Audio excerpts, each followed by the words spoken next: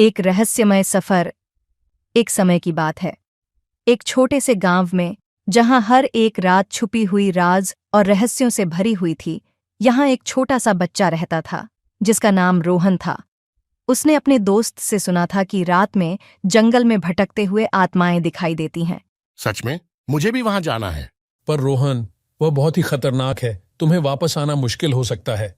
लेकिन रोहन को कोई डर नहीं था। वह तैयार था अपने डर का ये मुकाबला करने के लिए।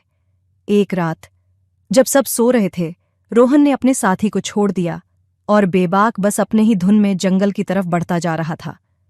चारों ओर कीट पतंगों की कुजन और उल्लू की हुंकार सुनाई दे रही थी। जंगल अंधेरा था और हर कदम पर लगता था जैसे कोई उसके पीछे पड़ा हो।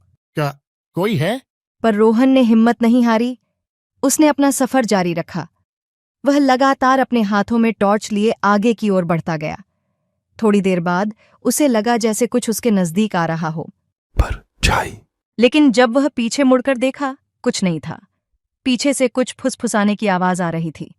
फिर एक आवाज ने उसे बुलाया, रोहन। रोहन को लगा जैसे उसके दिल का धड़कन रुक गया हो। कौन है वहां? तुम्हारा दोस्त। रोहन को यकीन नहीं हो रहा था। उसने झुंझलाते हुए कहा, मेरे दोस्त? हाँ, मैं हूँ।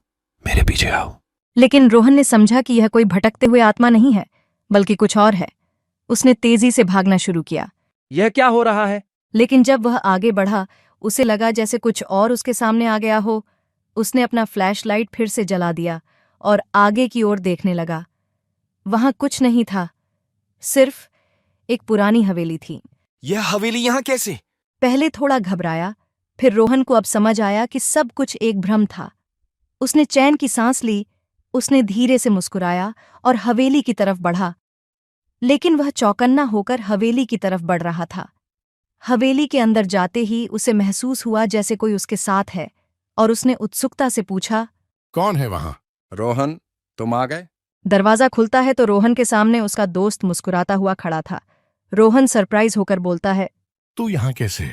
बस एक छोटा सा मजाक था रोहन, तुम्हारी हिम्मत देखना चाहता था। रोहन ने समझा कि सफर ही असली राज था। वहां खुशी का माहौल बन जाता है।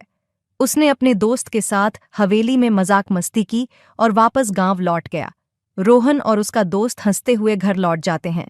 इस सफर से रोहन ने समझा कि कभी-कभी हमारे डर हमारे मन का ही एक भ्रम होता है और सच्चाई कहीं और होती है। और वह समझ गया कि असल रहस्य वह नहीं, बल्कि उसके अंदर है।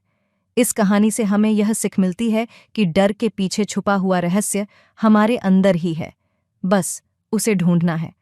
गांव ठीक उसी सुनसान अंधेरे में छुप जाता जैसे रोहन रात में अपने पीछे कई और रहस्यमय किस्से छोड़ जाता है।